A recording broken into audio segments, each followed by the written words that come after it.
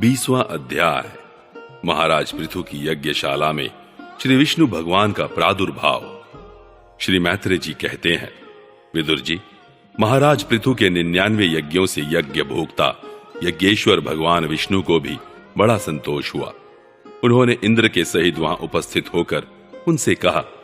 श्री भगवान ने कहा, राजन, इंद्र ने तुम्हारे 100 अश्वमेध पूरे करने के संकल्प में विघ्न डाला है। अब ये तुमसे क्षमा चाहते हैं, तुम इन्हें क्षमा कर दो। नरदेव, जो श्रेष्ठ मानव साधु और सद्बुद्धि संपन्न होते हैं, वे दूसरे जीवों से द्रोह नहीं करते, क्योंकि यह शरीर ही आत्मा नहीं है। यदि तुम जैसे लोग भी मेरी माया से मोहित हो जाएं, तो समझना चाहिए कि बहुत दिनों तक की हुई ज्ञानी जनों की सेवा से केवल श्रम ही हाथ लगा। ज्ञानवान पुरुष इस शरीर को अविद्या, वासना और कर्मों का ही पुतला समझकर इसमें आसक्त नहीं होता। इस प्रकार जो इस शरीर में ही आसक्त नहीं है, वह विवेकी पुरुष इससे उत्पन्न हुए घर, पुत्र और धन आदि में भी किस प्रकार ममता रख सकता है। यह आत्मा एक शुद्ध स्वयं प्रकाश, निर्गुण, गुणों का आश्रय स्थान, सर्वव्यापक, आवरण शून्य, सबका साक्षी एवं अन्य आत्मा से रहित है। अतएव शरीर से भिन्न है। जो पुरुष इस देह स्थिति आत्मा को इस प्रकार शरीर से भिन्न जानता है, वह प्रकृति से संबंध रखते हुए भी उसके गुणों से लिप्त नहीं होता, क्योंकि उसकी स्थिति मुझ परमात्मा में रहती है। राजन, जो पुरुष किसी प्रकार की कामना न रखकर अपने वर्णाश्रम के धर्मों द्वारा नित्य प्रति श्रद्धा पूर्वक मेरी आराधना करता है, उसका चित्त धीरे धीरे शुद्ध हो जाता है। चित्त शुद्ध होने पर उसका विषयों से संबंध नहीं रहता तथा उसे तत्व ज्ञान की प्राप्ति हो जाती है। फिर तो वह मेरी समता रूप स्थिति को प्राप्त हो जाता है। यही परम शांति, ब्रह्म अथवा कैवल्य है। जो पुरुष यह जानता है कि शरीर, ज्ञान, क्रिया और मन का साक्षी होने पर भी कुटस्थ आत्मा उनसे निर्लिप्त ही रहता है, वह कल्याणमय मोक्ष पद प्राप्त कर लेता है। राजन, गुण प्रवाह रूप आवागमन तो भूत, इंद्रिय, इंद्रियाभिमानी देवता और चिदाभास, इन सब की समष्टि रूप परिच्छिन्न लिंग शरीर का ही हुआ करता है। इसका सर्वसाक्षी आत्मा से कोई संबंध नहीं है। मुझ में दृढ़ अनुराग रखने वाले बुद्धिमान पुरुष संपत्ति और विपत्ति प्राप्त होने पर कभी हर्ष, शोकादि विकारों के वशीभूत नहीं होते। इसलिए वीरवर, तुम उत्तम, मध्यम और अधम पुरुषों में समान भाव रखकर सुख दुख को भी एक सा समझो तथा मन और इंद्रियों को जीतकर मेरे ही द्वारा जुटाए हुए मंत्री आदि समस्त राजकीय पुरुषों की सहायता से संपूर्ण लोकों की रक्षा करो। राजा का कल्याण प्रजा पालन में ही है। इससे उसे परलोक में प्रजा के पुण्य का 6ठा भाग मिलता है। इसके विपरीत जो राजा प्रजा की रक्षा तो नहीं करता, किंतु उससे कर वसूल करता जाता है, उसका सारा पुण्य तो प्रजा छीन लेती है और बदले में उसे प्रजा के पाप का भागी होना पड़ता है। ऐसा विचार कर यदि तुम श्रेष्ठ ब्राह्मणों की सम्मति और पूर्व परंपरा से प्राप्त हुए धर्म को ही मुख्यतः अपना लो और कहीं भी आसक्त ना होकर इस पृथ्वी का न्याय पूर्वक पालन करते रहो, तो सब लोग तुमसे प्रेम करेंगे और कुछ ही दिनों में तुम्हें घर बैठे ही सनकादि सिद्धों के दर्शन होंगे।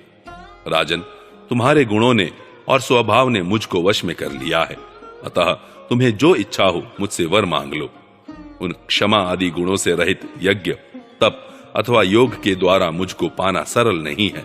मैं तो उन्हीं के हृदय में रहता हूं जिनके चित्त में समता रहती है।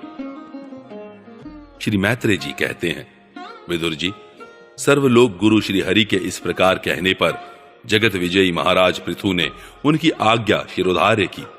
देवराज इंद्र अपने कर्म से लज्जित होकर उनके चरणों पर गिरना ही चाहते थे कि राजा ने उन्हें प्रेम पूर्वक हृदय से लगा लिया और मनोमालिन्य निकाल दिया। फिर महाराज पृथु ने विश्वात्मा भक्त वत्सल भगवान का पूजन किया और क्षण क्षण में उमड़ते हुए भक्ति भाव में निमग्न होकर प्रभु के चरण कमल पकड़ लिए। श्री हरि वहां से जाना चाहते थे, किंतु पृथु के प्रति जो उनका वात्सल्य भाव था, उसने उन्हें रोक लिया। वे अपने कमल दल के समान नेत्रों से उनकी ओर देखते ही रह गए, वहां से जा न सके। आदिराज महाराज पृथु भी नेत्रों में जल भर आने के कारण न तो भगवान का दर्शन ही कर सके और न तो कंठ गदगद हो जाने से कुछ बोल ही सके। उनके हृदय से आलिंगन कर पकड़े रहे और हाथ जोड़े ज्यों के त्यों खड़े रह गए। प्रभु अपने चरण कमलों से पृथ्वी को स्पर्श किए खड़े थे। उनका कराग्र भाग गरुड़ जी के ऊंचे कंधे पर रखा हुआ था। महाराज पृथु नेत्रों के आंसू पोंछकर अतृप्त दृष्टि से उनकी ओर देखते हुए इस प्रकार कहने लगे। महाराज पृथु बोले, मोक्षपति प्रभु, आप वर देने वाले ब्रह्मादि देवताओं को भी वर देने में समर्थ हैं। कोई भी बुद्धिमान पुरुष आपसे देह अभिमानियों के भोगने योग्य विषयों को कैसे मांग सकता है? वे तो नारकी जीवों को भी मिलते ही हैं। अतः मैं इन तुच्छ विषयों को आपसे नहीं मांगता। मुझे तो उस मोक्ष पद की भी इच्छा नहीं है जिसमें महापुरुषों के हृदय से उनके मुख द्वारा निकला हुआ आपके चरण कमलों का मकरंद नहीं है, जहां आपकी कीर्ति कथा सुनने का सुख नहीं मिलता। इसलिए मेरी तो यही प्रार्थना है कि आप मुझे 10,000 कान दे दीजिए, जिनसे मैं आपके लीला गुणों को सुनता ही रहूं। पुण्य कीर्ति प्रभु, आपके चरण कमल मकरंद रूपी अमृत कणों को लेकर महापुरुषों के मुख से जो वायु निकलती है, उसी में इतनी शक्ति होती है कि वह तत्व को भूले हुए हम कुयोगियों को पुनः तत्व ज्ञान करा देती है। अतएव हमें दूसरे वरों की कोई आवश्यकता नहीं है। उत्तम कीर्ति वाले प्रभु, सत्संग में आपके मंगलमय सुयश को दैववश एक बार भी सुन लेने पर कोई पशु बुद्धि पुरुष भले ही तृप्त हो जाए, गुणग्राही उसे कैसे छोड़ सकता है? सब प्रकार के पुरुषार्थों की सिद्धि के लिए स्वयं लक्ष्मी जी भी आपके सुयश को सुनना चाहती हैं। अब लक्ष्मी जी के समान मैं भी अत्यंत उत्सुकता से आप सर्व गुणधाम पुरुषोत्तम की सेवा ही करना चाहता हूं, किंतु ऐसा न हो कि एक ही पति की सेवा प्राप्त करने की होड़ होने के कारण आपके चरणों में ही मन को एकाग्र करने वाले हम दोनों में कलह छिड़ जाए। जगदीश्वर, जगत जननी लक्ष्मी जी के हृदय में मेरे प्रति विरोध भाव होने की संभावना तो है ही, क्योंकि जिस आपके सेवा कार्य में उनका अनुराग है, उसी के लिए मैं भी लालायित हूं। किंतु आप दीनों पर दया करते हैं, उनके तुच्छ कर्मों को भी बहुत करके मानते हैं।